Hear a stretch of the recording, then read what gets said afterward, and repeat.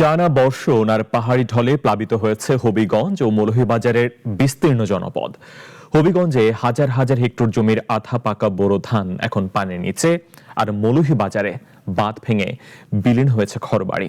দুর্গত এলাকায় ফসলের ব্যাপক ক্ষয়ক্ষতির পাশাপাশি বাড়ছে মানবিক বিপর্যয়। প্রতিনিধিদের পাঠানো তথ্য ভিডিও চিত্রে ডেস্ক রিপোর্ট।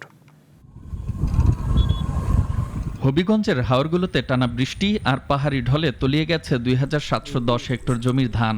এক সপ্তাহের বৃষ্টিতে কোথাও ধান পচে দুর্গন্ধ ছড়াচ্ছে, আবার কোথাও কাটা ধানেই গজিয়েছে চারা। আজকের জায়গা পানি চলে গেছে গা, আর দুইটার জায়গা আছে, এটাও হাতটা পারবো না কিনা, হাত পারবো কোনো ভরসা নাই। আমরা যে হইতে গ্রস্ত যে চিন্তা করছি মাঝিনি হয়ে দিই আমরা হইতে পারতাম যেটা দিয়েছিল তো আশা করা লইয়া বুয়ের সময় সব ঋণ হেন কইরা ক্ষেত্রে করলাম কইরা আর বছর টঙ্কা 1 বছরের বাতালা দিলা। বেশিরভাগ জমির এখনো অর্ধেক ফসল মাঠেই রয়ে গেছে। ক্ষতির মুখে পড়ে এখন দিশাহারা বানিয়াচং, আজমেরীগঞ্জ ও লাখাইয়ের কৃষক। সারাদিন বৃষ্টি থাকার জন্য আসলে শ্রমিকরা ঠিক মতো কাটতে পারছে না, যে একটু অসুবিধা হচ্ছে। পাশাপাশি ধানটা কাটার যে ধানটা সেটা আবার শুকনো জায়গায় আনা লাগছে, শ্রম বেশি লাগছে। এই জন্য আমাদের সমস্যা হচ্ছে, যদি বৃষ্টি কমে যায় তাহলে হয়তো আমরা এতটা সমস্যার সম্মুখীন হব না বলে আমি মনে করি। অন্যদিকে মৌলভীবাজারে কুশিয়ারা ও মনু নদীর পানি কিছুটা কমলেও সদর উপজেলার আখাইলকুড়ায় বাঁধ ভেঙে বিলীন হয়েছে বসতবাড়ি ও ধর্মীয় উপাসনালয়। স্থানীয়দের অভিযোগ, পানি উন্নয়ন বোর্ডের গাফিলতি আর অপরিকল্পিত ড্রেনেজ ব্যবস্থার কারণেই প্রতি বছর গুনতে হয় হাজার কোটি টাকার ক্ষয়ক্ষতি।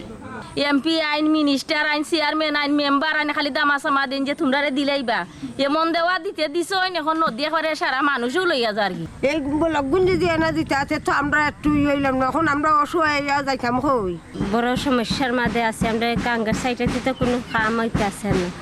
আমরা বস্তা না দিয়া হোজাগা ককটা দিয়া আর আমরা অস্থায়ী করে লইছে, হন পানির বাদামে আমরা এই দেল্লা মেলাইছে। আমরা আর বাস্তর বাস করতেছি, আমরা আর কোনো মাথা খালাটাই না, আমরা ওয়াবদার সরোর খান্দাত গোরবাড়িয়া বসবাস করছি। ড্রেনেজ ব্যবস্থার ত্রুটি এবং খাল খননের প্রয়োজনীয়তার কথা তুলে ধরেন জেলা পরিষদ প্রশাসক। এদিকে প্রশাসন বলছে, ক্ষতিগ্রস্তদের তালিকা তৈরি করে দেয়া হবে সহায়তা।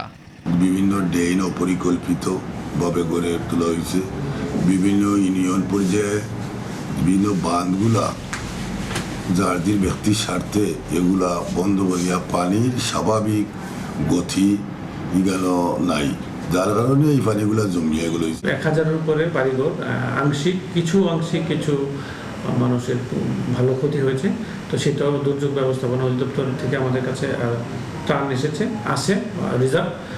এটা আমরা ইউনোদের চাহিদার প্রেক্ষিতে ইউনোরা কাজ করছে, আর আমাদেরকে যদি তারা রিকুইজিশন দেয় আমরা এগুলো বরাদ্দ দিব। বন্যার ক্ষয়ক্ষতি রোধে আগে থেকেই সরকারের সংশ্লিষ্ট মহলের পদক্ষেপ দেখতে চান হবিগঞ্জ ও মৌলভীবাজারের ক্ষতিগ্রস্তরা। মুস্তফা কামাল তোহা, নাগরিক।